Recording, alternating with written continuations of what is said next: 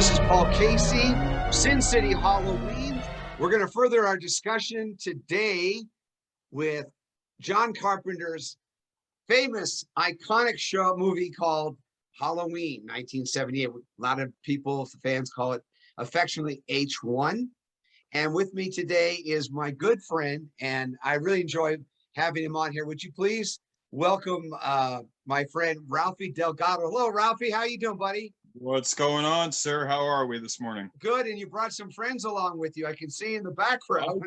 I did. I had to compete with you, sir. No, there's no competition. This is all just sharing. And while we're on the matter of sharing, I think it's time for the audience to see our matching killer coffee cups. Look at that, man. Is that too cool? It even has a little pumpkin on the top. There you go, brother. Let's get this going. Yeah, hopefully this doesn't interfere us in the middle of the discussion. You might have to pause here, folks. You never know. Coffee break, so to speak. Acronym for something else. Anyway, so our last discussion, Ralph and I talked about John Carpenter's 1978 classic Halloween. And just to recap on it, we went through the theme of what it was about, how it was put together, the magic of it, the simplicity of it, which was so direct through the characters, through the script, through the amazing music. And I mean, as Ralph had brought up earlier, I mean, today kids don't play chopsticks, they play Halloween. And then we also looked at the characters. We discussed, the three babysitters, the supporting cast, and then the magic of the cinematography. And then finally, we're talking about stunts. Now, there was a few things that we thought, honestly, could have been eliminated. We'll recap on that in a second. And, both of us know the famed Jim Winburn, who was Michael Myers in Halloween 1, 1978. He was the one that gets shot inside the bedroom and falls off the balcony. Now, that particular stunt was, when it was done, it was late at night, and he did that one take only, falling off the back of the building. In the subsequent sequel that came up in 1981, that same stunt was recreated. However, it was done off the front of the building, so the front yard rather than the rear. Let's go back, Ralph, and why don't you walk the audience through that scenario that now Laurie Strode has sent the children off to go up the street to have them call the police. Why don't you walk us through the facts? All right, well, let's start from there. We're going to pick up exactly from where that left off, from 78 into 81. Mm-hmm. And that was exactly what Paul just said right now. That is Michael going over the ledge. What has been changed up a little bit, though, was exactly what we were talking about with the whole reveal of what is actually underneath that mask, and that is Michael Myers. Now, instead of, the whole reveal, it's actually been taken out, almost like a TV cut that's been taken. Replaced now with a quick shadowing of the face one more time, back into a pickup with Donald Pleasance now going downstairs to see what happened with his handiwork that he just pulled off with the 6 shots that were fired. One thing I think I've always loved about that was the pickup. That to me, not only was it, we now have our first stuntman, Mr. Dick Warlock, that's actually playing Michael throughout the whole movie, but we have a pickup now that is right from where we left off into the flick before even credits. Amazing. I loved it. When you think about it and you look at that recreation of that stunt, Jim told me that when they did that, he looked at it was a one take off the back of the building, and then they used him on the ground for the pickup with Pleasance seeing him. Right. Now, I also was told by Jim that when they were filming that, they had Pleasance do 2 reactions. Can you talk about that? Yeah, actually, it was Donald. Not to disagree with you, but it was Donald that actually brought that up to John and asked him, what do you think? Like, how, there are 2 ways I could play this. Either I knew this was going to happen, or oh my God, he's gone. So what we got was kind of like almost a little bit of a mix. If you watch Donald's reaction when he first looks, it's kind of wide-eyed, almost like, oh my God. But you can also interpret it as, I knew this was going to happen, which is what we subsequently got, was I knew this was going to happen, which immediately we have the whole, was that the boogeyman? As a matter of fact, it was. And then we have the pickup right there. Well, the only problem I have is that all the shots he hit him with, which were how many? 6. Have you ever listened to a count on that? Yes. And it doesn't seem to jive. But hey, I don't know. If there's people out there, you know what, if we're wrong, you let us know, okay? Yeah. But here's the big thing. I always think, if you want to kill the guy and I hand you the gun, Ralph, where are you going to aim? Well, I'm going for the head. I'm pulling a Return of the Living Dead, and I'm going for headshots. Well, then how come he shot him 6 times in the chest? Well, he didn't really actually shot. I don't know, that first shot when Tony Moran is pulling the mask back over his face. Well, the first shot right there, I want to say that it was in the chest, no matter what. What anybody has to dispute, it's in the chest. Every shot was taken in the chest, which we do end up seeing. But if anything, that kind of, for me, even though we didn't know that there was going to be a sequel yet, I don't know, that just strengthens the whole, this isn't a man. This is more of like as John would put it, this is more of like a force of nature, like the wind or a storm, something, you know. It's not a man, it's the shape, you know what I mean? Yeah, I think we call it dead center mass in training. You know, 1 to the head, 2 to the stump, chest, or 1 to the chest, 2 to the head. You make sure, but you don't waste a lot of time on, because you're always looking for multiple assailants in a gunfight, because they usually that always happens. It pops up, and people should train for that. You never know, but in this situation, Winberg takes all these shots minus 1 that went to Moran, boom, and he goes off the building, lays on the ground. The one thing I would have thought that I would have seen was a blood splatter or something, you know, because when you're taking shots, things start to go. Blood starts to, you know, I mean, this area here. And just like its predecessor, just like Psycho, you gotta remember that at that time, it wasn't unheard of, but it really didn't. John has a way of going about it, just like Alfred Hitchcock, and you really didn't have to see the blood. It was more or less the mind's eye, what you thought you saw, you know. Mm-hmm. And that for me is it's awesome. I believe the only time you do actually see blood in the first Halloween is the mechanic, the tow truck driver, and that's it. Yeah, there's not a lot of blood and gore, but then again, the standard of filmmaking back in that day was you didn't show that, because it would have been completely banned. It would have probably been rated X because it was so offensive. And I mean, it was an R rating, and there's a few words in there, but now, my God, we have decapitations and Lord, I mean, The Walking Dead is a great example. By the whole Saw and Hostel type movies and whatnot. Those are what started that whole, except for obviously 80s gore and whatnot, which brings us back to Halloween too, because now you have him, you know, injecting faces, and you have him, you know, drowning people and scalding hot water and stuff like that. So which was the time. Let's go back to the end of, let's just finish and put that in the can and put it up on the wall, which, you know, as a standard for young filmmakers and anybody that loves cinematography, they're going to understand what's going on there. I mean, there's some incredible equipment and the beauty of direction and what was being said with vision rather than words, and that can always get in the way. So we're at the end of Halloween 1978. Right. And he's laying on the ground. Pleasance goes up to the balcony to look, and he is I wouldn't even say bewildered. I would say it's more or less he knew what was happening. He knew what was going to happen. Do you think at that point to go downstairs to check it, I think that also that strengthens the whole, you know, because there is blood. There's blood that starts up right away, right there. right. But I mean, the end of the first movie, he's gone.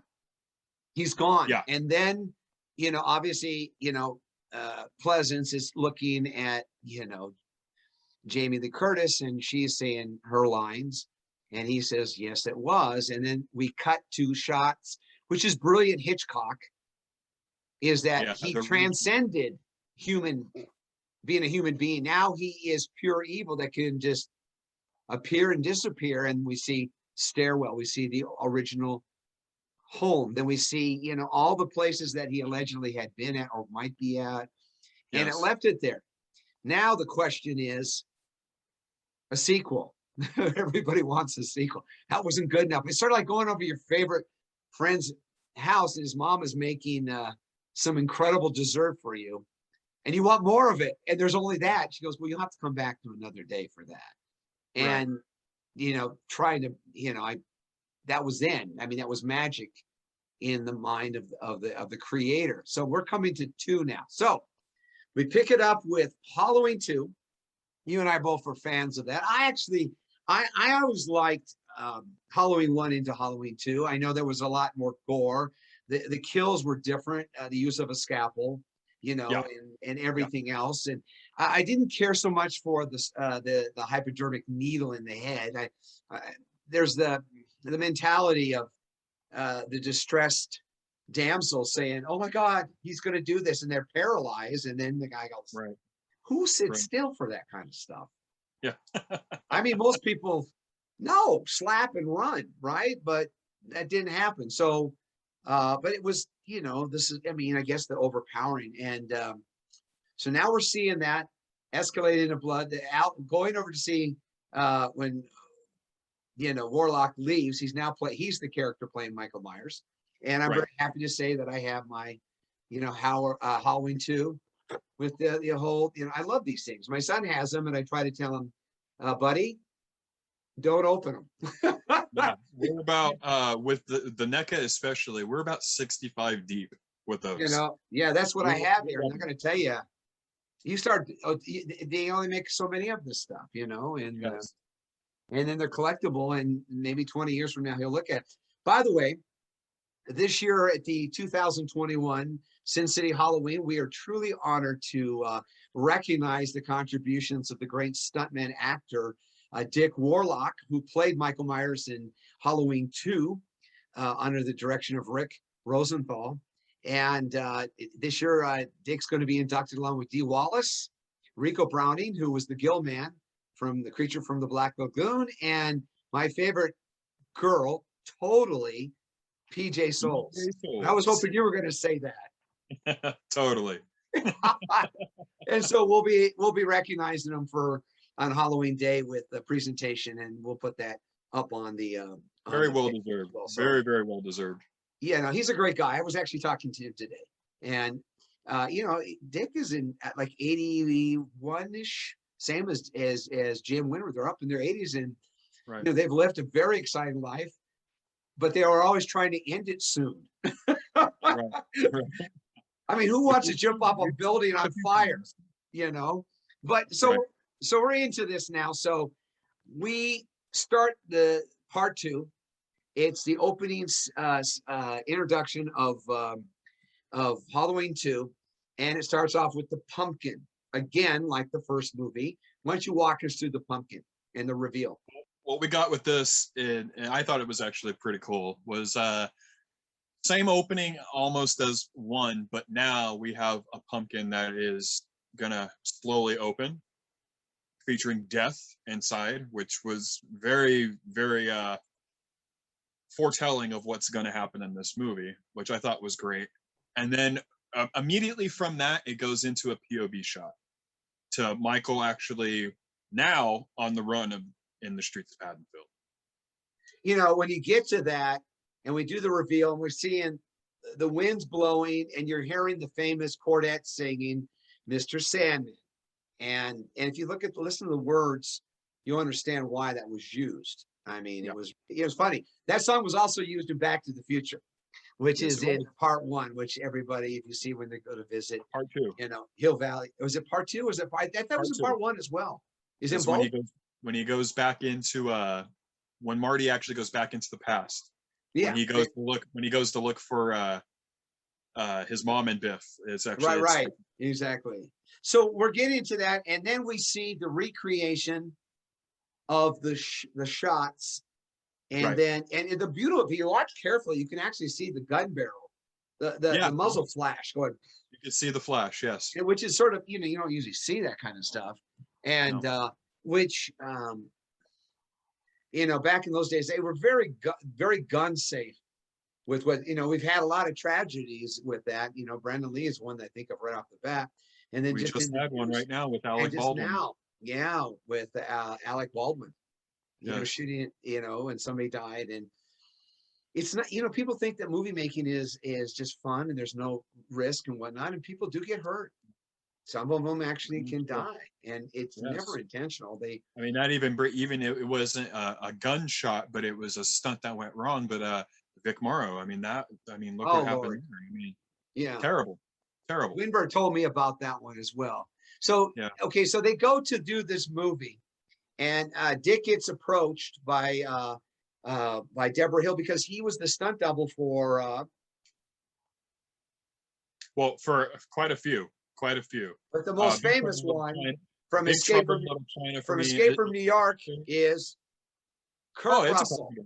It's a Carpenter and a Kurt Russell, and we have him in Commando. There is Casino, but that's how he actually got the part. He said, "Hey, are you available?" I said, "Sure." So as he says in the I guess special features, and actually he's told me himself, listen, I walked in, I got the job, I'm coordinating, and then I went and met the director, and as he was going there, he saw the mask. Yes. Now, a lot of people have a problem, and this is one of your strengths. They think it's a different mask than this mask here. They had a total of how many in the first movie? In the first movie, there were 3. Okay. How many did they have in the second one? I want to say there was only, I think there was the stunt mask, and I think there was only 2 actually. Okay. No, there were 3. There were 3 because one went up in flames as well. Okay, because he did that stunt. So funny thing is that every one of the masks were worn by Warlock, I would think. Yeah. So anyway, so he's wearing that mask, and the difference between Mr. Warlock and Mr. Castle, Nick Castle, is that Nick has more of an elongated face like mine, and then other people like Warlock have a rounder face, and so the mask is going to be, it fits in to the person that's wearing it. You got to remember it also sat underneath a bed in Deborah's house for almost 2 years. So slowly the latex is going to thin out after a while, especially being around smoking cigarettes around it and whatnot. It's gonna have some restrictions when putting it on, which you can see. There's a lot of shots like VHS shots, behind the scenes shots that are very you could match them up, and you can totally tell that it's the same mask. Everybody likes to say that it was actually the second stunt mask, which it's not true. It's the first mask. I only have one question. Do you think is that an urban legend that it was under her bed for 2 years while she smoked? No. Or actually, was it in use? She got done stuffing it under smoke.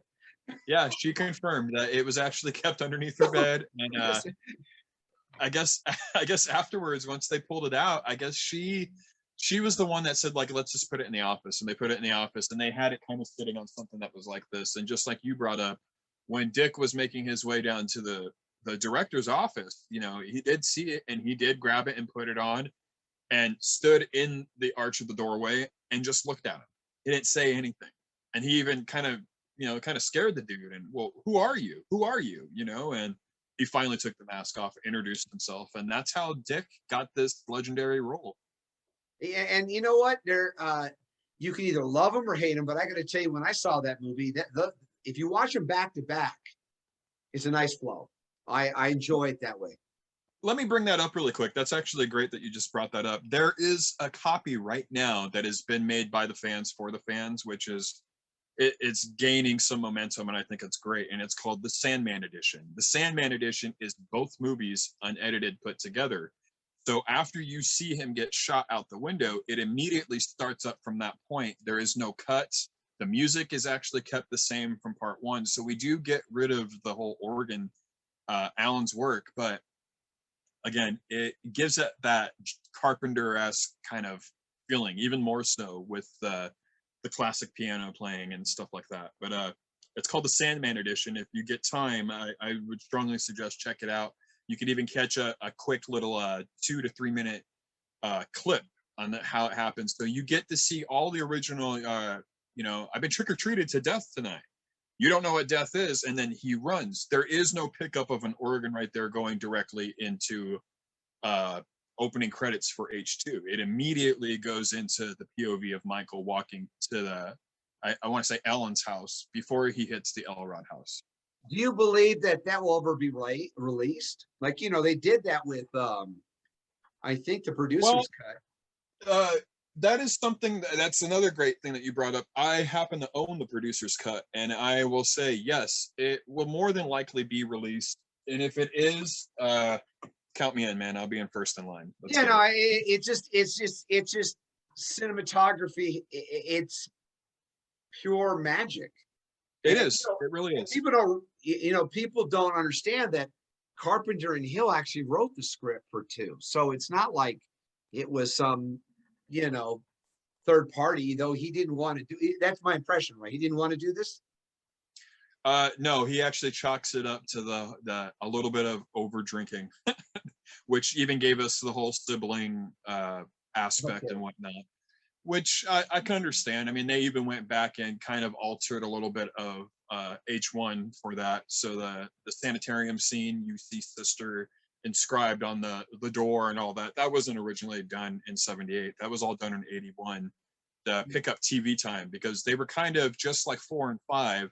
They were in competition with one another, with each other, their own stuff. You're making your own shit, and you have to compete with yourself. Sure. So they were doing that for TV. So, which, I mean, it's not a bad thing, but it's not. I would say for around that time, that whole, we have, it's 2 years away from the whole, Luke, I am your father. I think that kind of set that up for that whole era right there. A lot of twists and turns. Sequels weren't really, a really, really big thing unless you were into like John Wayne films and spaghetti westerns and stuff like that. Same with, Clint Eastwood. Those were the ones that were kind of held up as, oh, well, those are many sequels, or that's the same character, without even having to say that it's a sequel. That's the same character that's played in this and whatever, and I think it was a brilliant move to actually continue it. It's when we get to other sequels, I won't say that they're bad, but I'm not going to say that, I'm not going to hold true to everything that has been thrown out for them. So let's talk about, hold on. Let's talk about let's do a comparison like we did before, okay? Which is, we looked at the characterization, how the character was developed, the music to support it. Let's look at the storyline, and then we'll look at the conclusion. And right. And then we should go high and low on it. The highlights that we think of. And let's face it, horror is always going to be picked on. It's always going to be beat up. It's horror. It's, come on, yeah. It's not with a W, folks. Okay. Right. Like in Las Vegas. All right. It is with an H. And so the point is that people love to be scared. And they love this stuff. That's why I go on amusement rides. That's why we go and worry about the dark. That's why we see scary movies. We read those kind of books. So let's look now. We've had basically, we've ended with 1. We left it in. We don't know what's going to happen. Strong Hitchcock ending. Then it picks up and the guy's not dead anymore. Do you believe that at that point, you think that the characters we have is Dr. Loomis, Laurie Strode, and then after that, you have Michael Myers. Those are primarily the 3 that we're looking at. Everything else is supporting cast, okay? Yes. And location. So part 2 picks up from the babysitter house. Michael Myers disappears. Police show up and they take her to the hospital. So Right. everything basically ends up now, which is really a strong thing when you're filming. If you have one location, it's a lot easier to work and get shots and angles and things like that, because set up and break down. And if you make a mistake, you got to go back, and that really is hard on it. Let's look at the continuity. Did you feel there was continuity between 1 into 2, or did 2 have its own life at some point in the middle of it and then deviated? Once we hit the hospital, that's when it becomes its own movie, I believe. I think that the beginning of 2 is kind of just more or less strengthening that story before it gets into the actual other stuff. Because you got to remember, we got about a good, I'd say, 15 minutes before Michael even hits the hospital. It's more or less, still trying to gain momentum in what he's doing, be it the Elrod house or Karen or whatever, wherever he's at, or Helen, I should say, wherever he's at. Which, by the way, I mean, again, he gets the information from Billy Warlock's, radio, that he bumps into him and whatever, and he happens to hear that the survivor of this story is now being transferred to Haddonfield Memorial. So we have this relationship. Do you believe that that Pleasance, Dr. Loomis, did he even get more off unhinged as this movie progressed? Because at the end, let me say this much: at the very end, that was suicidal. I'm not going to go to the end, but I mean, he's saying, "We're going to. This is it. You're going, and that means I have to go with you. So be it." Right. Okay, so that's he comes in and out a lot there. He's in the beginning, then he doesn't show up halfway through until we're toward the third act, I would think, when it starts to show up, and there's some issues there. So, now obviously, Laurie Strode, which is Jamie Lee Curtis, she's out of it. She's traumatized. She's a young woman. She started getting shots, inebriated for the pain. And then you have this. So she basically, until the very end, when she was being chased, I think she was sort of mailing in the performance at that point. There's really not much more. There's nothing else. I think, honestly, some of the performance, I wouldn't even take it away from Charles Cyphers. I think both of them together, him and Loomis together, or Donald Pleasance together, I love the relationship between them. Even though Charles leaves, within a few minutes in between introduction and whatnot, after finding Annie and whatnot, I love their banter back and forth, because you got to remember, this is only one night that they've been together. So that whole night, instead of him just introducing himself, I mean, the whole time he's doubting him. The whole time, I think that you're blah blah blah blah blah. Just like we said in the first movie, I hope that you're right. The only thing I'm saying is kids going out, getting high, blah blah blah, making out, and all this stuff.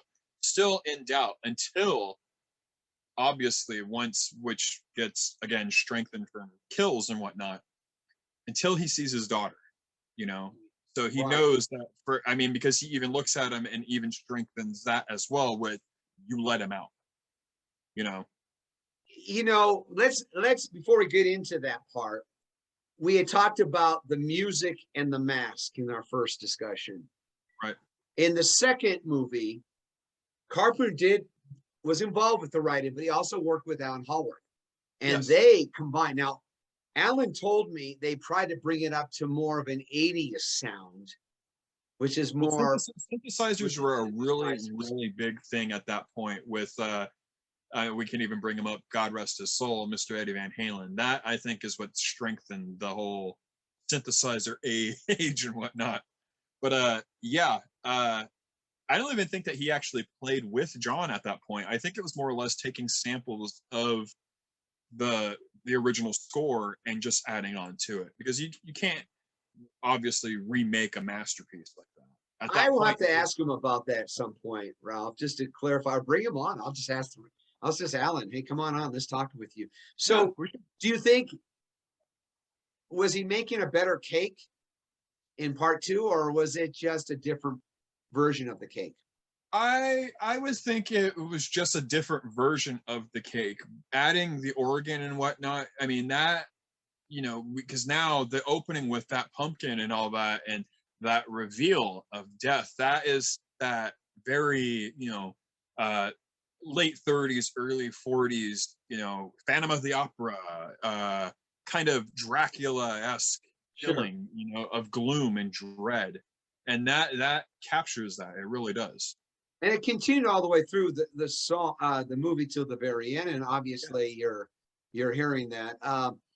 So we got the music, and we're looking now. Let's look at the characterization of the characters. Obviously, we talked about Loomis. We Yeah. talked about Laurie Strode and how she played. She doesn't really. They don't really come into their being until they are down to the nitty gritty. And this guy's chasing after them, and he Yeah. shows up, and we can get to that in a second. But Which he even Michael, says that to her. I'm sorry that I sorry. left you. I I'm said, sorry. which he even says that to her. I'm sorry that I left you. Remember, from the tail end of the first movie into that, he was only with her, I would say maybe 10 minutes tops, if that. If we were taking it in real life, I mean, obviously it was only a minute and like 52 seconds that we see them together or whatnot. But still, I would say he was with her about 10 minutes, and that's it. Okay, while we're at this point, killer coffee moment. So grab your mug, take a swig.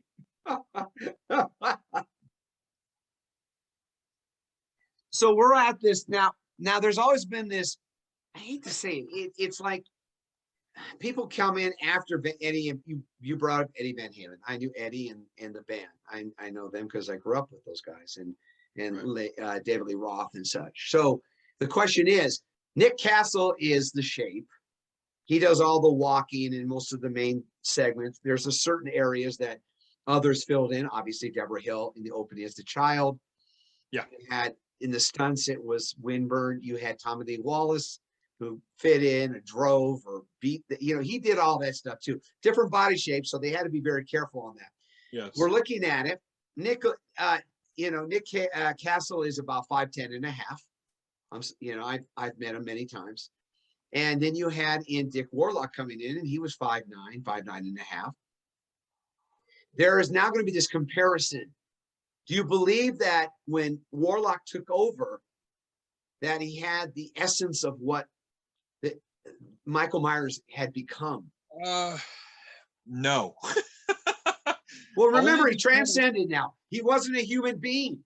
No, so he it was wasn't. very Terminator-like. Schwarzenegger. Talking out of a real interview that Dick gave, he hadn't seen the movie at that point. He's never seen Halloween yet. So I would say maybe halfway through, maybe somebody, well, Harry, maybe you should check this out. Which again, yes, very Robetronic, very, there was very quick, neck movement, but still slowed down. Like when you see him going down those steps, he doesn't look down at his feet. He's looking straight ahead and just moving. Just like you said, transcending into that next step, that next, whatever it is you want to try to compare Michael to. Mm-hmm. But in the same thing, because that's a double-edged knife right there that you just brought up. That's what strengthens that character. Yeah, I keep using strengthen because that's what we're in today, is just strengthening everything. I mean, do you want another Eddie Van Halen clone, or do you want to have the next level of evolution? And that's what, if you think of what Carpenter was trying to project, he was not a human being anymore, because you don't get shot that many times, stabbed and fall down and all that stuff, right, and keep on going. It's just not humanly possible. Now, right, that comes up later in the other sequels. But if you go to 2018, then the new one, Halloween Kills, which we'll talk about in the next day, right, or so. Well, I wanted to make sure that I've gone through it a few times.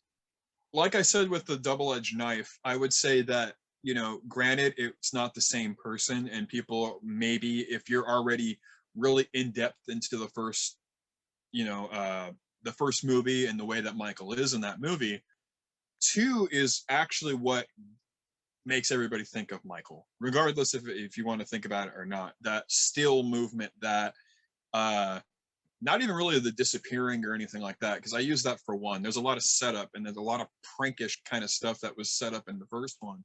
And this one, he's very blatant, and I mean, and you can tell with that one, like when he's hiding in the hospital room, and you could see him, literally you could see him standing behind a curtain. He's not even really hiding that much when Jimmy's talking to the other nurse about what's going on, and they can't find Lori or whatnot. You literally, you can still hear him and you can see him, but you know, at that point it's just more or less like a force of nature now. I'm gonna ask you to walk through the other characters in a second, because we have to Sure. find the doctor, you know, Myers and Strode in a second. But we're Right. looking at it. So I think Dick brought a lot to it. And you know, here's the other factor that evolved too. The mask started out clean in the Yeah. first movie. Then as we got to that last scenes, that thing was dirty, folks. It had Yeah. shadowing, as you can see. I mean, your mask that you make is in a, you know, replica of what we see in when Annie gets killed, and it's spot on. It looks just like, you know, the first kill that we see in The Babysitters. This mask back here is patterned off of, it doesn't look it right here, but in certain lighting and whatnot, which is the amazing thing about the Shatner mask. And is that with certain lighting, it can just evoke a different feeling to the eye. I mean, you would thought they'd had 20 different masks with the lighting Right. that they use. Just incredible. That's the one complaint I have in the sequels after 2. Make a deal with Shatner. Get that mask back in, because everything else, and we don't even want to talk about them because I know all those guys, and some of them are just not looked at very favorably. The mask used in 4, I will say that is probably the closest that you can probably get to 1. It just wasn't rehauled the right way. You know, there was still, you know, parts of the sideburns that were on. It was very, very stark And white. the eyebrows. Yeah, and the eyebrows being painted. If you got rid of that and, you know, fleshed out the hair again and everything the way that it used to, I want to say that that was actually a Shatner mask that was used. It was just not rehauled the correct way. Well, maybe they didn't want to do it because Shatner threatened to sue them. Well, I would think it was probably something to do with lawsuits, just like how Yeah, we got. exactly. And said, let's just make our own. And then obviously you know, the one thing that has always been told to me by directors, that they don't care what you got. They're going to do it their own way, you know, Exactly. which is funny. When you look at your mask there, that looks like the castle pole, doesn't it? It does, which Because is as funny. he wore the mask, this business starts stretching that sucker out. And if you look at the mask, there's a very famous photo of the 3 of them. You have Castle, Wallace, and Carpenter all wearing that mask. Yeah, And it's the playing same 3 masks, but they don't all look the same on each other. You know what I'm saying? Which is interesting.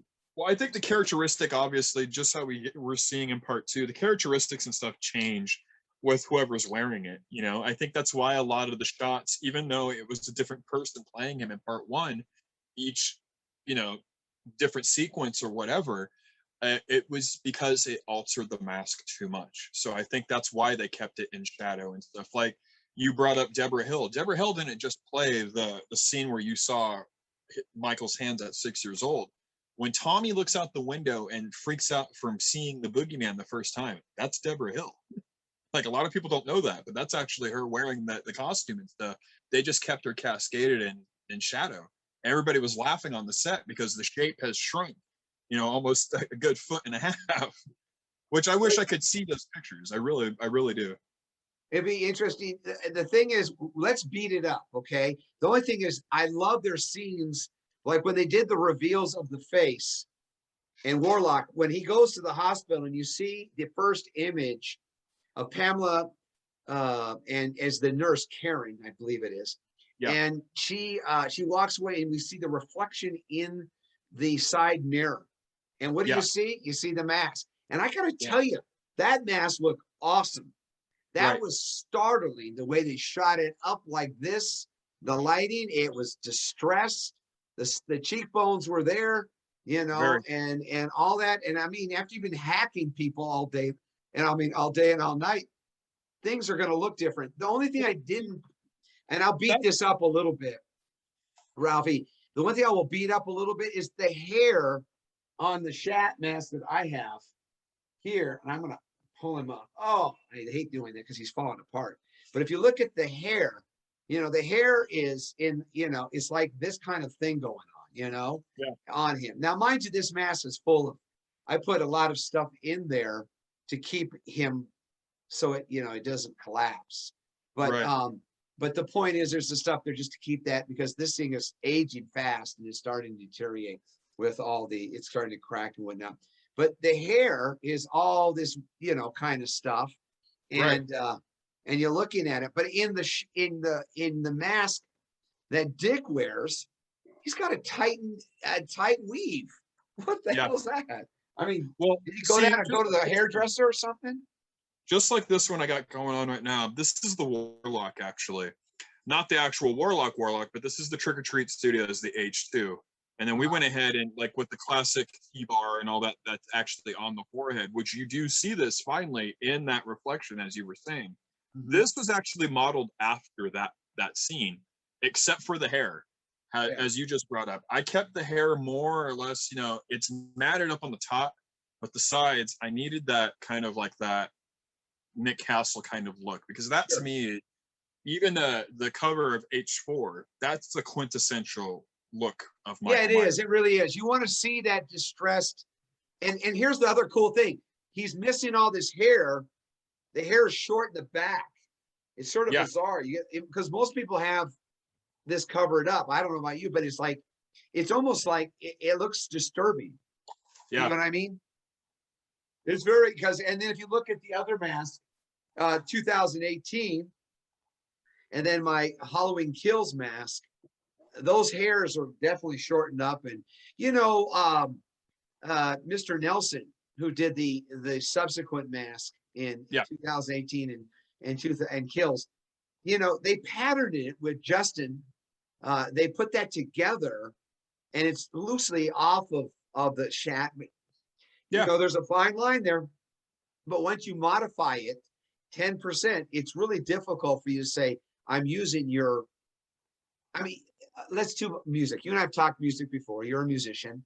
There Yes. are only 8 notes, folks, in a scale. Now, what changes it where you place it. So every time you have those 8 notes being played or delayed or emphasized, with time signatures, you create something original, hopefully. And that's why we love music, because it's ever evolving, but it's based on the same thing: sugar, flour, milk, eggs, and a bat, and you twirl around and you create something out of it, right? Yeah. And you can create a masterpiece, or you can create something that's garbage. In the case what you're dealing with, you're trying to replicate Tommy Wallace. Boom, threw it together, ripped off all the stuff, sprayed it down, and that's it. Not thinking it's going to last. See, that's a great point that you just brought that up, because that's exactly what we tell everybody. There are certain masks that we do have that we do replicate off of an actual scene. If not that, then we always take into account what, he's pulling this thing. It's probably not even he just pulling it down from here. He's grabbing those. Time out for a second. I'm going to have you do that over. You're locking up. Hold on. That's all right. Hang on for a second. I'll just edit that part out. Pick it up again. I just got a call. I don't know That's why. it. Hey. All right. Here we go. Hang on for a second. 3, just for a 2. I'll bring you in. Let me hold you. Yeah, I just went and grabbed some extra. 3, 2. So you were saying the mask, and you replicate particular scenes. Talk about that real quickly before I bring in a friend. All right. Like with the one that we have here, you brought up the scene when they pull up to the hospital. She just dropped off her girlfriend. We like to take into account realism. We based it off of that, but we take into account that, Michael has been pulling this thing down all day. You know what I mean? Going like this. He's not probably going to be pulling it just like this. He's probably going to be taking it from his nose and pulling it down. He's going to be, in and out of backyards and stuff. He did kill people wearing this thing. So, there was going to be some dirt and some blood splatter and whatnot. That's not just with our H2. Our H1, like you were saying, I mean, you can't see well the light, but our H1 is actually replicated exactly like you were saying, off of Annie being taken down in the car, you know, with the black on her nose. And then same with our kill. Our kills, you know, while it's darker, I mean, we take all that stuff in account. This is fire damage, you know, there's smoke damage and all this stuff on it. You know, it's not going to be super white. It's not going to be super light. You know, there's a lot of, you know, just damage that we put, the wear and tear. And if you don't take that into account while doing some of these, it looks too, and excuse the term, but it looks very rubies, you know what I mean? And not to take anything from that company, but it just looks like something that you picked up in a Halloween store. And Sure. it doesn't look right. Well, I'm going to show you a couple things that I have, friends of mine that showed up. One of them is, cool. Here is one that I have, and I actually like this one a lot. This is actually a Kurt that was taken and it was modified. And when you get it back there in the right light on the stuff, you'll actually see it looks like the darker the room is, the more the definitions show up on that. I was just going to do that and switch the light off and show the differences, because the light does play a big key in this. Oh, it's it. I mean, you know, that's the whole thing. And actually people don't realize that when you look at stuff like this and you start getting in there and you start looking, I mean, it really, here's the beauty of the hair and all that stuff, as I said. But this was actually a Kurt, and I did that, I don't know, a couple of years ago, and I've worn that stuff and I've thrown it around. I didn't care. Okay. On the other hand, now if you're a fan of the guy from Greece, Nicholas, this is Nicholas's, you know, and this is limited. He made this specifically for me, and he made sure he really highlighted the cheekbones and the way it is. And this is based off of in the opening, in the early segments where you see him going up the stairs and all that stuff, and right, jump, which is really quite cool. I mean, you know, it's funny, they're all shats for the most part, right? But the problem is, right, Ralphie, they're like siblings. They all have their own personality, and each one of them does. That's good. That's a good point that you just brought up. That's one thing that I bring up to a lot of the people that order rehauls from us, because they'll look at the picture and it's the actual mask that I'm working on, and I send it to them, and when they get it, well, that doesn't look like the picture. And it's like, well, here, let me go ahead, which we now include instructions in how to properly light your mask and how to take pictures of it and whatnot. When that happens, they immediately grab their phone and call us right back. And you were so right. I'm so sorry. And I didn't mean to do that. Yeah. Well, if you look at these photos, these masks back here, you can see how the light changes. But even my kill mask on the is white. You know, it's just, remember, he was burnt up. So he's not, it's not completely freaking gray. Sorry, folks. Exactly. When you see masks that are all gray and this is even black, that was because they built that off of something that didn't. Yeah, exactly. And when you go to the movie, which I've seen, I don't know, like 3 or 4 times, it's not like that. Now, just by doing this alone, I mean, you could see the differences. Well, if I take my lighting here and I start to, I don't know if I can do this without going crazy. Here, maybe not. Let's see. I don't know. Maybe if I do this, take it down a notch. Oh, look at how they start to change. Look at the eyes, how they're, you know, whatever, right? And the same, well, there's me, normal, and there's not me. Uh-oh, wrong guy, you know? So you got that. So the point, and then one of my favorites is George P. Wilbur, and that's pulled right off his face. He looks just like Elvis, don't he? There's the famed George P. And this is actually, I got this from George. And you'll know it's George because you look at his nose. You'll know it's him. And inside it's signed to me. And I mean, you know, this is actually, honestly, the portrayal of George P. Wilbur as Michael Myers is one of the most visceral. This guy is like evil. I mean, he's killing it. I mean, I love him in 6. 6 is. I love him in 6. 6 is he's pissed off. He's pissed. So we've shown a little bit. I know we wanted to stay on 2, but the important thing was here is to show how they really are the same mask, folks. The only difference is that whoever wears it can change the structure of it, and it won't look the same. Yeah, and then so we get into this, and we see the evolution of Michael Myers, and he's transcending, which is something brought up in the new movies. And the point is, it's surreal, and so he's doing it, and it becomes like later on, I think it was 84 when Terminator came out. I wouldn't put it past that Schwarzenegger looked at things like that to think how mechanical, and then become more human-like, because he was a robot trying to be human, and human was now not becoming human. So you can do that. So we get into that. I think the highlights for me is when you actually see the stalking part, the stalking in the hospital, in the rooms. He starts going down the line, and he's never in a hurry. And it always cracks me up. Somebody's being chased. Why are you sitting there? Why don't you run? Why don't you get out of there? If you have a knife, you got the knife from the dude, don't drop the knife, and the killing that we saw with Myers in 2, it was mostly the scalpel, and then a few other things that we had mentioned earlier. So we're seeing where that's going. The final thing is that the death of him and Pleasance at the end, you have that issue where it's ended now, no more. And I understand why they did that, but what can I say? So let's look at the supporting cast, because the one EMT, I think what was his name? Timmy. Okay, Timmy. He had the thing. He had the hots for. He had the hots for for Lori, and and you saw him trying, and then Bud is a crack up. I love Bud. And I but I love Bud. And I got to tell you, the death scene, for the nurse in the hot tub.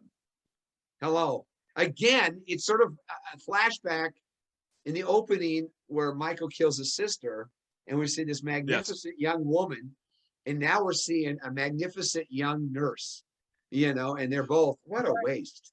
Lord have mercy. That killing to me was a very, very good tribute, I would say, to European horror, because you had the boyfriend, quick and easy, and then the next one was very drawn out, which to me, that is, if you go and watch a Dario Argento movie or whatever else like that, you see a lot of stuff like that are very drawn out, quick with one of them. If there's 2 of them, the other one's going to get it even more, which awesome. I loved it. I mean, that scene alone, it was a waste, but in a way it was the strength and also the evil that's behind Michael, like how we just said originally, the whole the knife jabbed into somebody or whatever. Yeah, that's fucking scary. But when you have somebody that is literally, now you're being drowned in scalding hot water, and then every time you pull up, it's another another scene, another.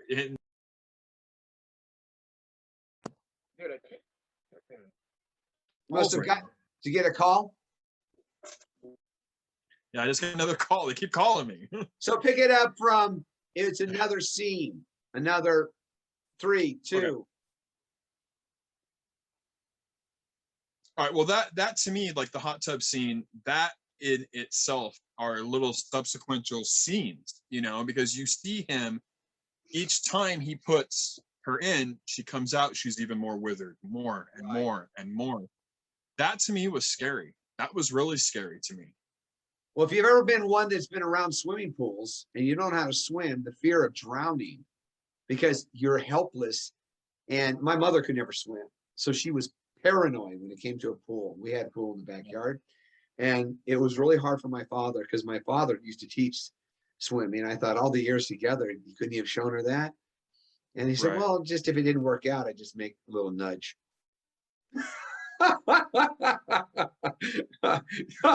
I'm sorry, Ralphie. Dude, that's why I'm messed up. Okay. And today is my mom's birthday, and she's happy birthday. yeah, she's no longer here with us, but she is here with me. And I have to say, the greatest gift she gave me was the confidence in myself and her personality. And I scratch a little bit on that. My dad was the talent one. My mom was the one you loved because she was genuine. She was real. So we get these supporting actors, and you look at the head nurse. We don't actually, we just see the after effect of her being killed and the blood being drained out on the floor. Yeah, And Nurse Alvarez. Yes. yeah, yeah. And then you have the EMT goes in to find her, and boom, boom. Now, did he actually die in that movie or not? Jimmy, if you watch, I mean, there's two different versions. That's Jamie Lloyd's dad. So Jimmy didn't die. Like, once they bring it up, I mean, in part 4, I mean, when I was younger and I found that out, it was like that totally, yeah. His name is Jimmy Lloyd. So yeah, that's Jamie Lloyd's dad. He didn't die. I think he was just incredibly concussed because we see him again finally when he comes back to the car, and then he passes out again, blaring the horn, and that's what captures the. You sure he's not dead there either? Because they don't answer that question, but maybe that's good. Well, they do in the TV version, which I do have here. I was going to bring this up to you. I have the collector's edition of part 2. Okay. And while the TV version isn't the greatest, there is stuff that is touched on that I think is great. And that is one of the things. At the end, when they get loaded up into the ambulance, there's a sheet laying right next to Lori, and it sits up really quick. And she thinks it's Michael, and it's Jimmy. And she says, okay, "We made it. We made that's it." That's the outtake. That's something separate. So for the main feature, the theatrical release, they don't show. We don't. Which is sort of, I sort of like the idea of leaving those questions not answered. Why do we have to have resolution on every question? Well, the original ending of part 2, I thought would have been really, really cool because they touched on it. I want to say it was chapter 5 in the book, and it's the news anchor, the one that you see talking to Dana Carvey, which a lot of people don't know that that's Dana Carvey, that she says, go get, information from these people or whatever, and how you get it anyways if you can. What originally happens at the end of 2 is she gets stranded getting ready to go back to the big city from the hospital, and the car breaks down, and they keep doing like these subsequent shots of her getting out of the car, and you're getting that feeling something's going to happen.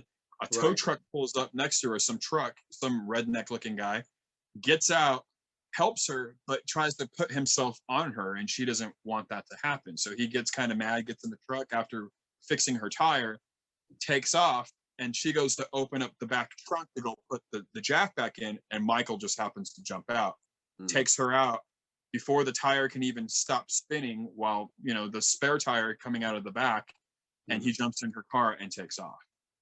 And that was originally the original ending for Halloween 2. So we've really, the one thing that was a rather cool kill on the supporting cast was the nurse and Warlock coming up behind her with the, and he sticks her and he lifts her. I'm always amazed how much strength Michael Myers supposedly has and that's, to be able to lift somebody up. And that totally shows you that this is no longer a man. Yeah, he's not. And the cool thing is it's sort of a flashback to when, the boyfriend gets killed in the kitchen. Go get me a beer, and his feet are like going. And then here we have the nurse clogs fall off. And, same kind of template, just a little bit in different interpretation. Yeah. And it was really a cool thing when you think about it. It's like, oh my God. And then she's paranoid. And then he's chasing her. And I got to tell you, that chasing business, if anything is scarier to anybody, is the chase. Because as kids, you and we used to grab ass all the time at the park. My son does that. He loves that. They chase each other because it's fun. Except in this case, this is a bad guy trying to chase you. With the music backing it, oh, awesome. Awesome. And you see the security guard hanging up in there. Yeah. And that guy, that's another death for me that was very when I was younger, I would say about like this is when video stores were still around. Right. We would run to, and it was called Video Mania in Burbank, California.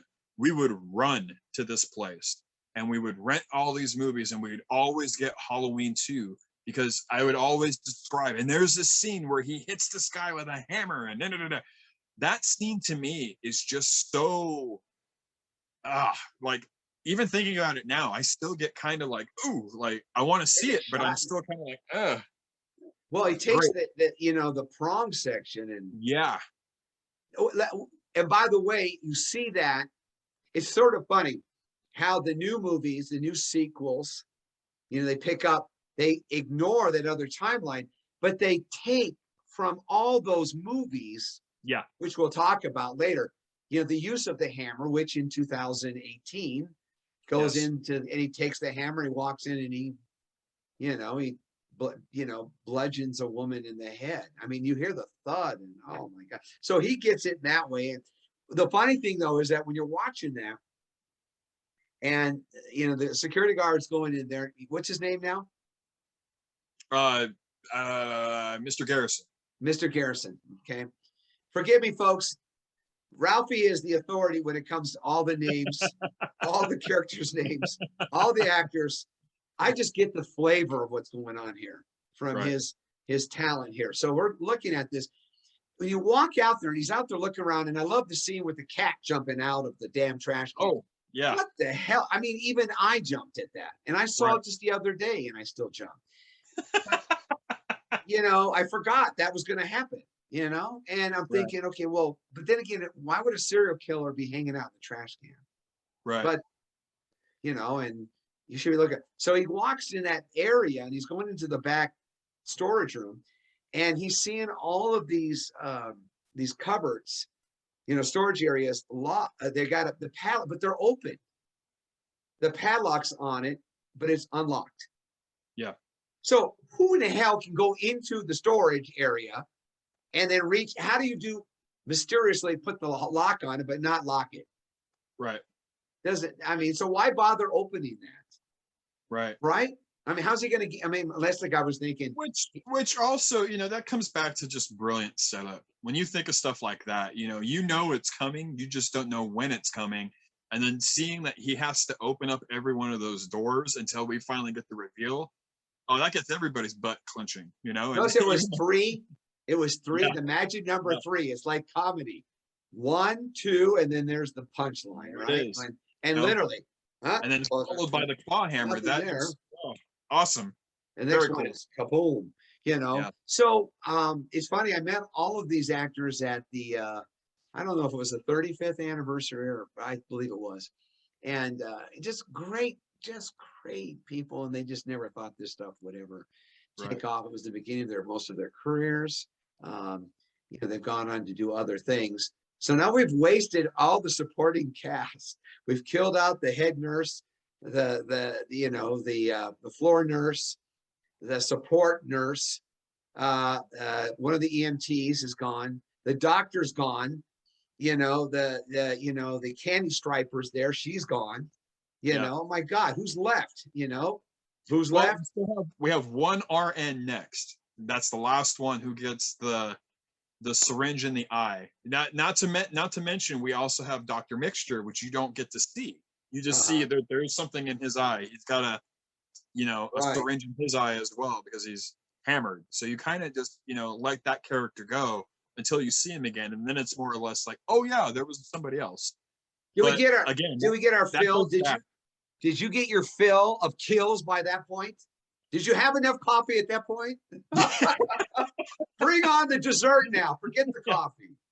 I think the dessert for me was him finally seeing Lori, and that's when the whole, basic, like I said before, the Ahab chasing Moby Dick, or Bruce the Shark going after Roy Schreider. It's the same thing. You get that satisfaction of them finally.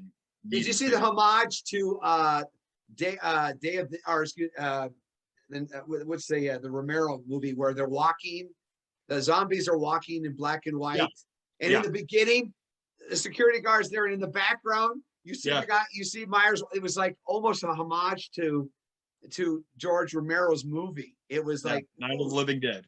Exactly. And I thought, wow, that was cool. But you're right. When it finally got to the end, and you notice that all the cars' tires are gone, and she's stuck out there. I mean, and this woman is like in the end, you know, the other guy looks like he's perceived to be dead. He fell on the freaking horn. Well, even the marshal. What's that? Even the marshal. When the marshal gets I mean, they're showing up now. Awesome.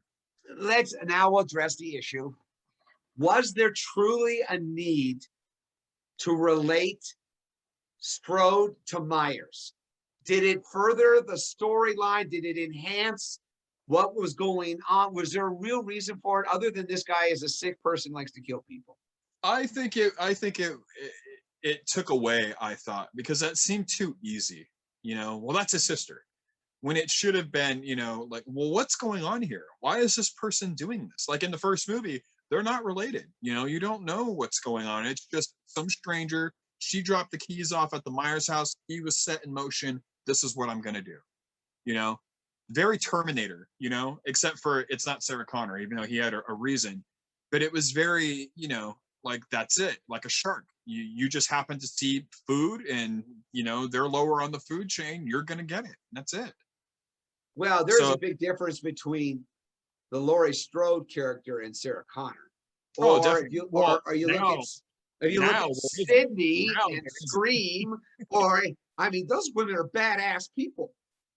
I mean, they truly are. I mean, they went after for killing. I think that's why they strengthened the whole Laurie Strode character, because a lot of people like to refer to her as the Scream Queen. But let's really think about it. Other than H2O, what has she done towards Michael or whatever? Nothing. You know, Resurrection. Until we saw 2018, you know, that's when she kind of stepped into that whole Sarah Connor role. Right. You know, now I can use guns, and now I have a whole house that's a trap. Spoiler, now I have a house that's a whole trap and stuff like this. You know, that's what I thought finally gave that character some more backbone. Well, we'll touch on that when we get to these, because I wanted to finish too. I honestly think there was no need for the relationship. I don't think so either. I think that he just likes to kill people. And that's just one of the fish that got away. And if you're a fisherman, you want to come back the next day to catch that big fish that you missed out for some reason. If the line broke. That's how it kind of started. I mean, like let's actually think about it. In that POV shot, when it first opens up, when he goes to the Elrod's house, you know, I was surprised that he didn't kill them. But he walks over across the street or across the alleyway to Ellen's house. And, you know, now he's in the living room somehow. She's on the phone, and then boom, he comes and jumps out and then sticks her. There was no rhyme or reason for that. Yeah, that shows that he's not a logical person. It should have stayed like that. It really should have. If we equate it to one of the greatest killing machines, a shark, they do three things. They swim, they kill, and they make baby sharks, to borrow a line from Richard Dreyfuss. I know Richard, he's a funny guy. And honestly, that's all Michael Myers is. He doesn't care about anything. That's all he does. And that's why we can't come. We're trying to rationalize it. That's why we go back to see it. Oh, why is he doing this? Why do we stop to see anything? Why do we try to think about it? Okay. Because we're rational human beings. We try to put that in there. This guy's not rational. He's void of all rational. Exactly. Feeling. This is just a sadistic killing machine, and gets up and keeps on killing, which we'll talk about now. So we get to the end, and he's chasing the classic In Pursuit. And I got to tell you, that's one hell of a chase scene. That's freaky. That is freaky. She's screaming. She's climbing. They show him that mask. He looks awesome. Warlock's coming to town, and he's going to do it. And, you know, it's funny. You see, and they get in there, and they lock the door. And you would think that, you know, how many times is Loomis going to reload that gun? Right. He's constantly, you keep on loading that. Dude, switch over to a semi-automatic with a larger clip, and you won't have any problems. So, you know, Warlock, brilliant move, going right through the window. the door of the front door. That really shows, again, he's not human. That is not what human beings do. Exactly. Unless they're trying to escape from something. He hits it, crashes, and then what does he do? Loomis drops another, I don't know how many more into the guy. He goes to the ground. He's laying there. The cop goes over to him. What happens there, Ralph? Well, again, that what for happens us, there, Ralph? there is Inquiring minds want to know. What I think is great is you think right there that it might be kind of over, because remember, Loomis already shot the warning shot, so he pumped him 5 more times. You know, you're thinking right there that might be, they get one in. Yes, I mean that's 11 more slugs there, pal. Yeah, you may think that that's going to be the ending, and then again, it's strengthened by, him grabbing the marshal, and then boom, that's the first close-up shot that you see somebody actually getting it, actually being sliced across the neck with this scalpel. That for me, that was like, holy crap! I never saw something like that when I was a little kid. Well, did he actually? I never saw that. Did he have the scalpel in his hand the whole time? Because I never saw that. Yeah, he had the scalpel in his hand the whole time. He must have been holding it low because I didn't see it. Yeah, I prefer the big knives. I would, but then again, you don't see knives too often. I like the scalpel because for me, that was like, anything is an instrument of death to him. Anything. Mm-hmm. I mean, think about it. Even in, we'll jump to a different sequel really quick. We'll go to 4. He obtains a gun, and he doesn't use the gun a traditional way. He doesn't shoot it. He jams it up into somebody. Oh, you're talking about the shotgun thing. Yeah. Yeah. Well, now going back to 2, think about that. Something that is so incredibly, I mean, that's sharper than the knife, and now he's sticking it into somebody's, spine and able to pick them up with it. On top of it, he's slicing somebody's, it's surgical steel now that you got going across, super sharp, whatever. Dude, there's no coming back from that, man. That's insane. I think that the level of gore had to escalate because the other movies knew we can't he's in the closet. Ooh, scary. We already, at that point, we're already introduced into so many different, like we were talking about last time, we're introduced into so many other remake kind of, paying homage to Halloween with, April Fools and New Year's Eve, or the town that feared sundown, and Friday like the 13th. The Friday the 13th. Exactly. Friday the 13th. I mean, if you want gore, folks, you want blood. Yeah. Jason and his friends, even his mother. What a sick person. Yeah. That was a nice twist on that one. Exactly. No, we can cover that some other time. But I mean, but look at that. That whole thing right there. That is when, the whole we were talking about Saw and Hostel and how those are gory and blah blah blah. Right. To us, that was gory for us. Seeing somebody being stabbed repeatedly without taking away, without a shriek, like in Psycho, or even the first Halloween when he goes after Judith. You don't necessarily see the knife going in. You see him looking up at what he's doing. Then when you finally see her again, she's bloody, and that's really it. Now we're finally seeing the impact of what's going on. That's scary, man. Especially in those times, because it wasn't CGI. This is all practical effect, Yeah. It's funny. We're going to the end, and this is just a subtlety for those of you watch.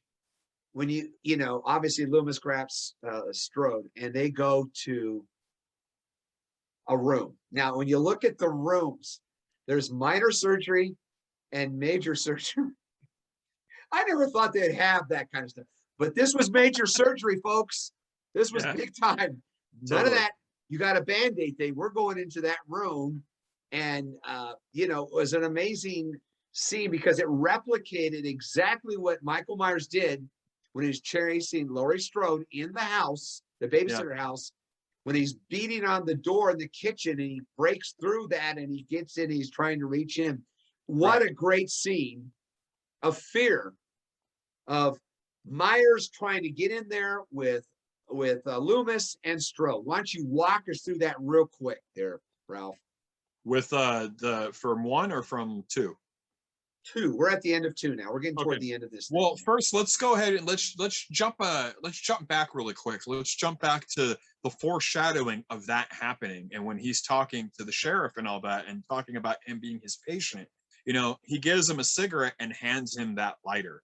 So something is going to be set up. We don't know what it is, but to somebody that's just watching, it's just him taking a cigarette lighter.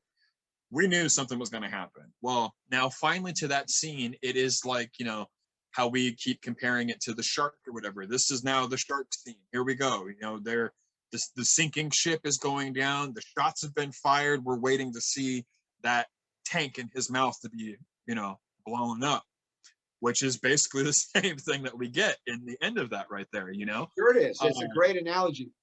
That scene to me is, you think that it's going to be okay afterwards, not even taking into account that Dr. Loomis is going to sacrifice himself to get rid of this evil. I will say that, there were, we talked about this once before. There was a magic bullets that were used. used. Bring that up. Yeah. There are magic bullets being used apparently in this revolver. And she got the 2 luckiest shots off in the world that hit Michael right here above, underneath the eyebrow, on top of the eyelids, which that right there, if you were a regular person, you were going to die. But this isn't. He got those same bullets from the place where Oswald got his. Okay. Exactly. I'm safe to say that, but in the movie genre, to it's shoot true, perfectly like that. Yeah. He should have been the one shooting him in the beginning. If we're taking this in a realistic approach, that would have hit brain damage immediately. He would have been dead, and we would have bullets, out of the top of the head or whatever. But again, just as Loomis has been saying throughout these whole movies, this isn't a man, so it's not a man. I thought the blinding was cool. I love that scene, actually. I love how everything is brought up, and then being distracted by pulling out, the oxygen hoses in the wall and all that stuff, filling this room with gas that's subsequently going to be the end of Michael Myers. And what we get out of that is there is no ending of Michael Myers. We think, boom, here's a huge explosion. Laurie gets away, and then we have our Terminator moment where Kyle and Sarah are praising each other. It's over. But now here comes an endoskeleton. It's coming at him.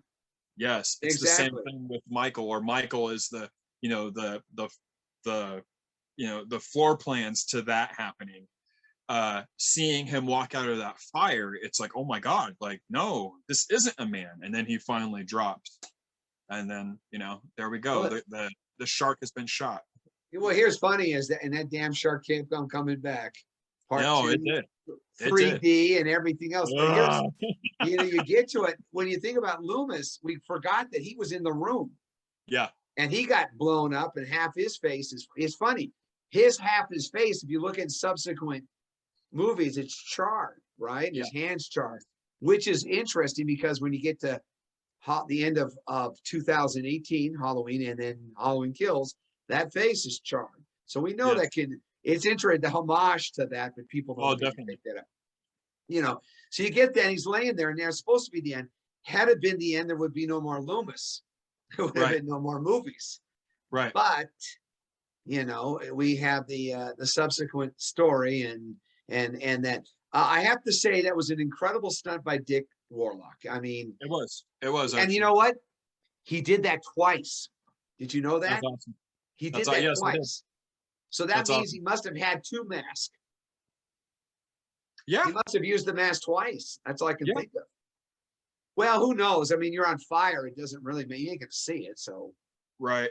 He's gonna wear a whole hooded thing anyway. So I doubt very much. I mean, we do finally see that, because that is one of the lasting shots before she's wheeled out by the EMTs and paramedics into the back of the van, is the mask finally burning, and then it goes to that shot again. Do you think do you think, Ralph, it should have ended the series? The franchise should have stopped and let's move on now and start doing once a year the Halloween? Or is Paul, let's actually think about it. What other movie have you ever seen at that time that had 3 sequels? Nothing. Except back to not in 1981. No. No. And we're not counting Universal monsters or anything like that either. Well, I'm At trying to that think time, of Dirty Harry, exactly. came on, Other but than those that, were, but he didn't get killed.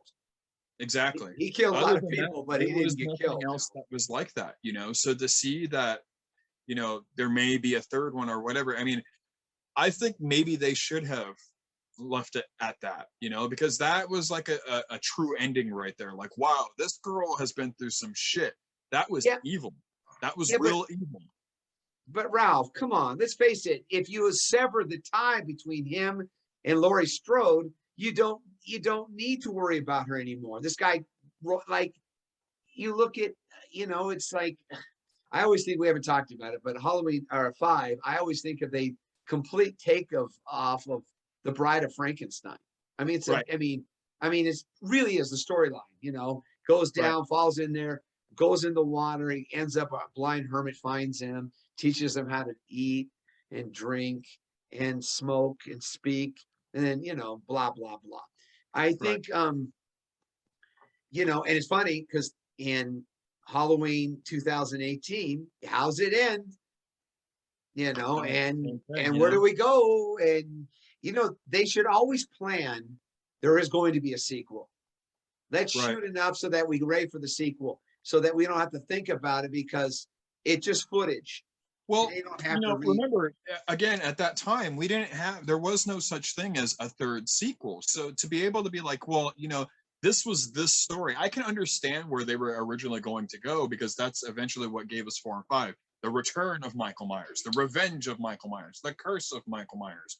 But with 3, I didn't think that 3, I mean, granted, it's not considered something a part of the franchise. I don't think 3's bad. No, I actually enjoy it. I just think it was really, oh, me too.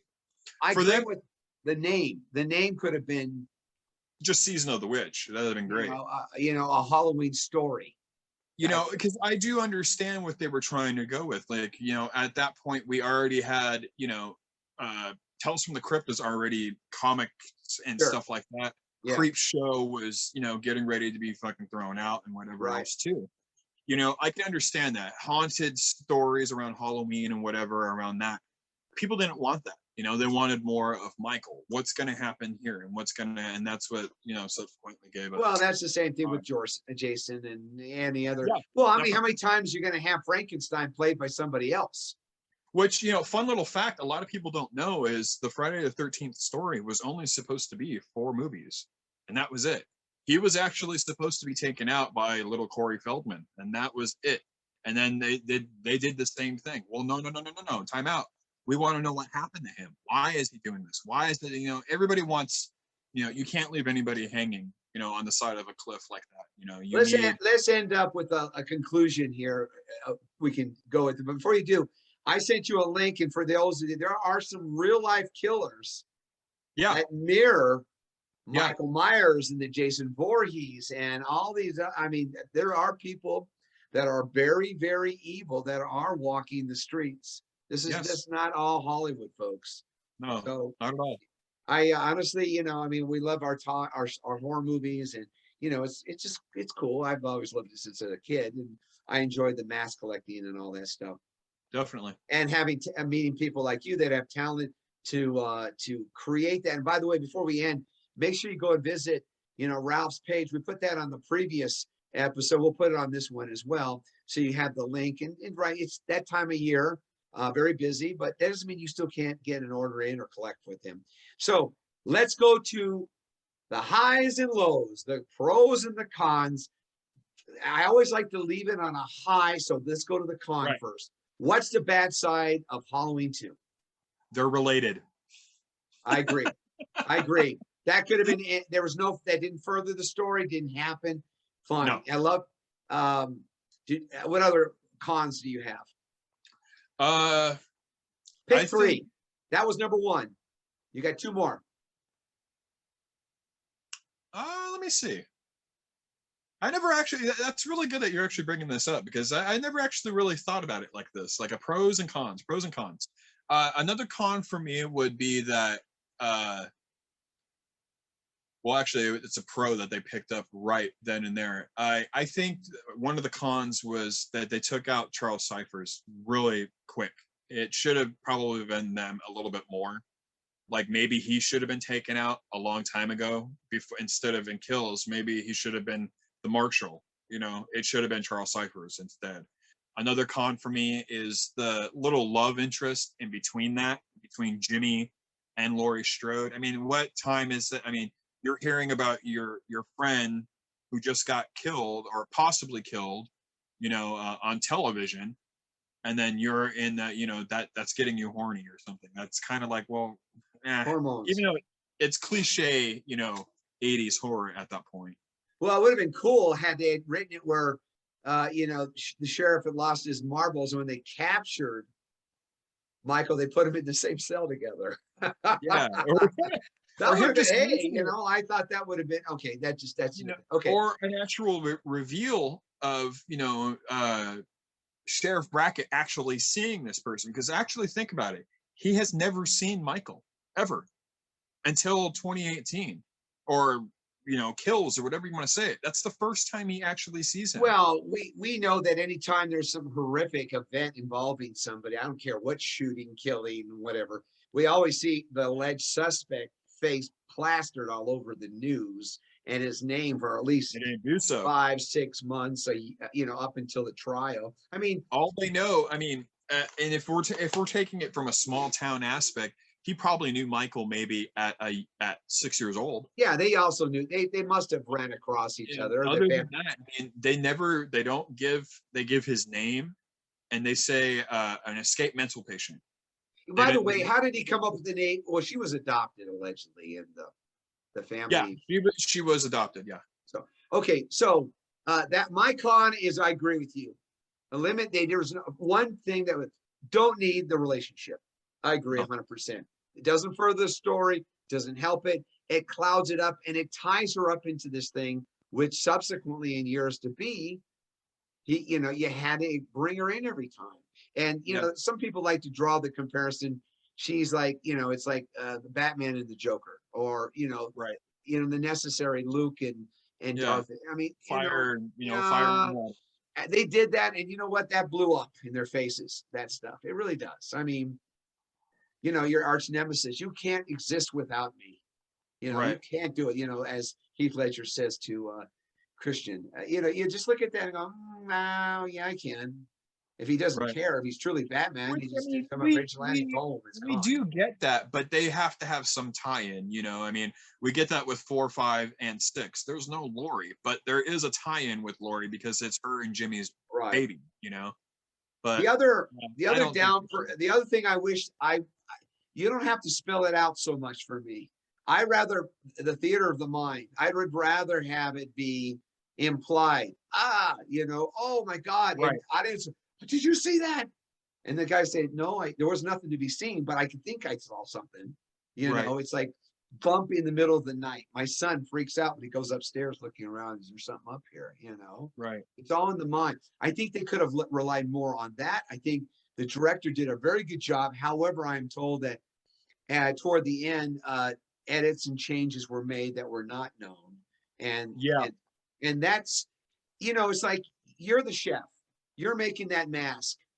To have me come in and to fiddle with it after the fact or before it's given to the client is sort of a disservice. It's like, it's your thing. And I honestly think the reason Carpenter came in at the end is because he wanted it over with.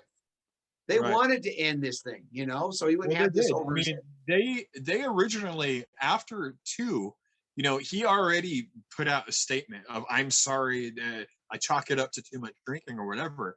When they were talking with Tommy Lee Wallace about doing a third installment, immediately within that, I would say within a week, Deborah Hill called him up and even told him, we sold our rights. We want nothing else to do with this story.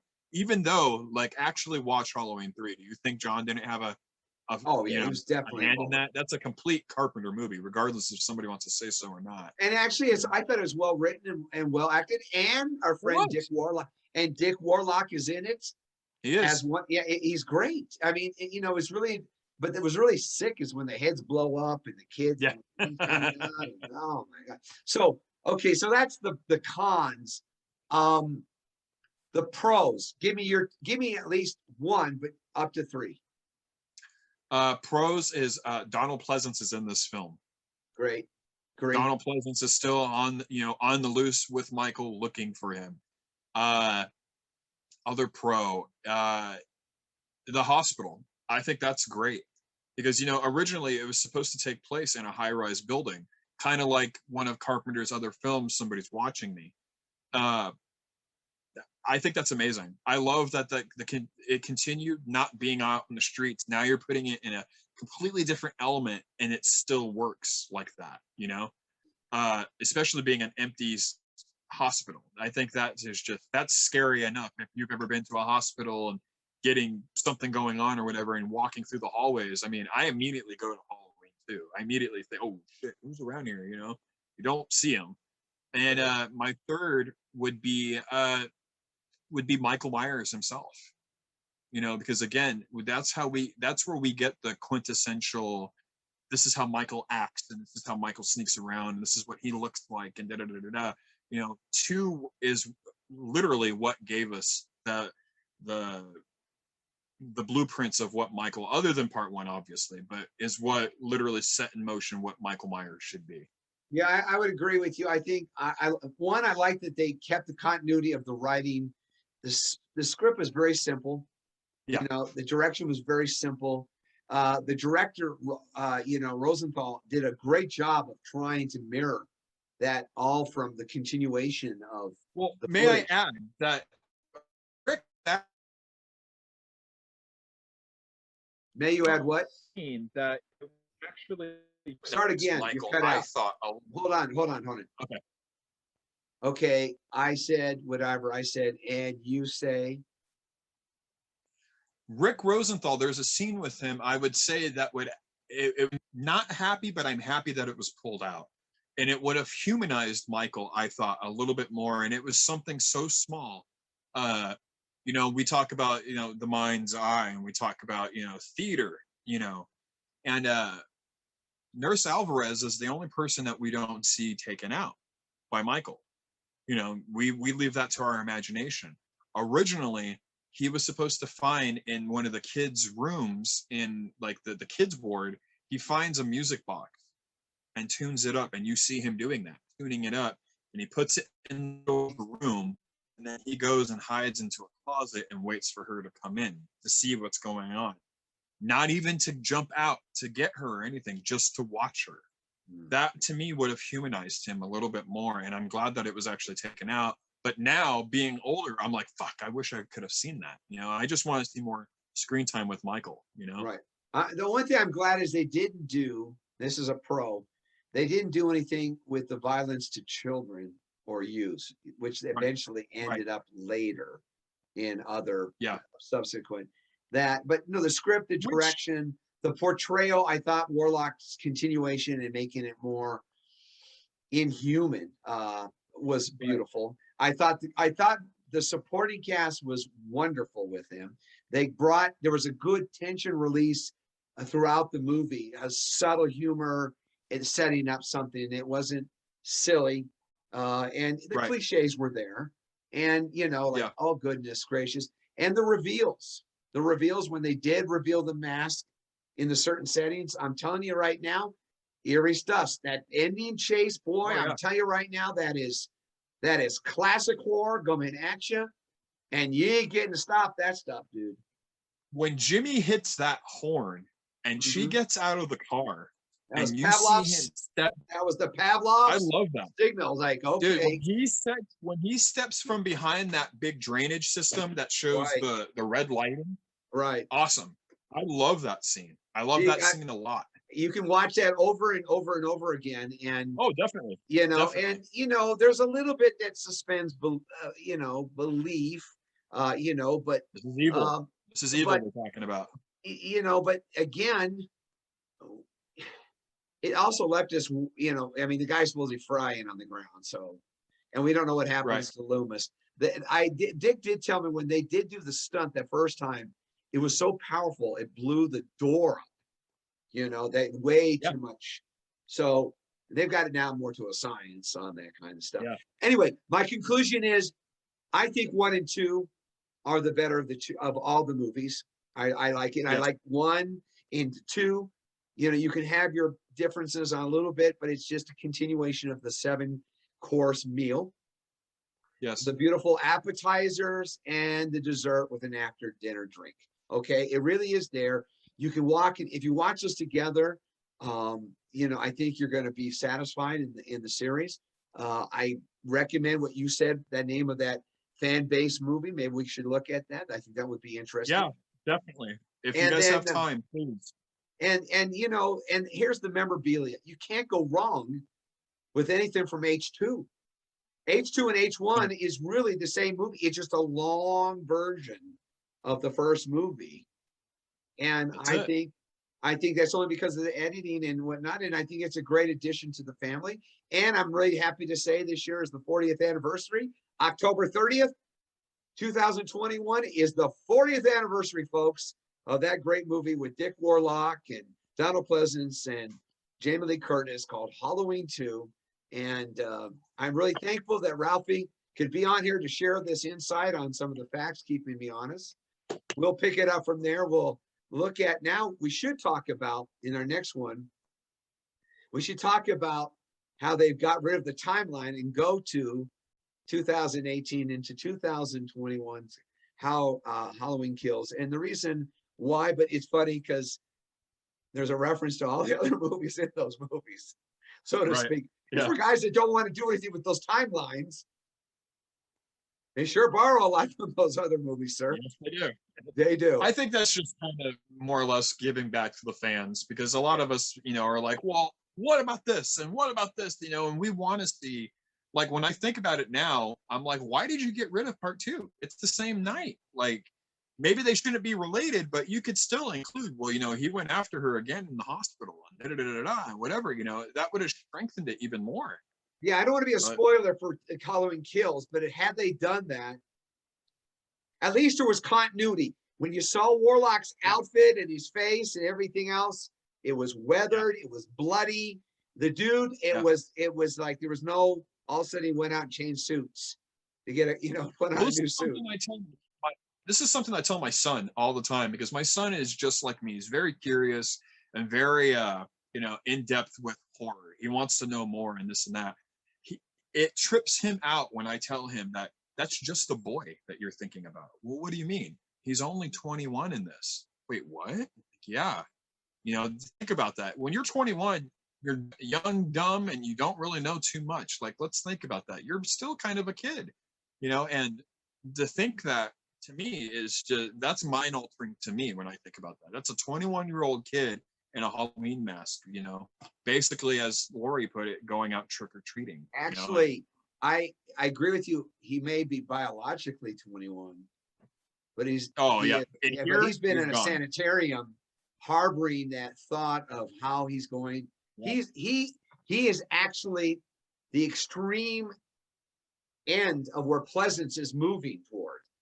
Pleasance is supposed to be rational, logical thinking to help this patient, and he's finding himself that he can't. So now he's moving toward this, to now that he and Michael have the same mindset. They're going to kill if they can't stop. Right. And then that transcends into subsequent movies that we'll talk about. Anyway, one more time, Ralph Delgado, thank you so very much. I really appreciate it. Give us a plug on your website. What is that again? All right. Well, before you guys, like I said, after you guys are done hitting up Mr. Casey here in Sin City Halloween, Casey Entertainment, go on ahead, jump on over to etsy.com/shop/the Movie Alchemist. We have all and some more. That's a promise. We are affordable for all. We really are. We not only do Halloween masks, we have shirts, jewelry, home decor, and much, much more. Thank you, Ralph. And to everybody else, thank you, sir. Happy Halloween 2021. Thank you so much. Have a great day.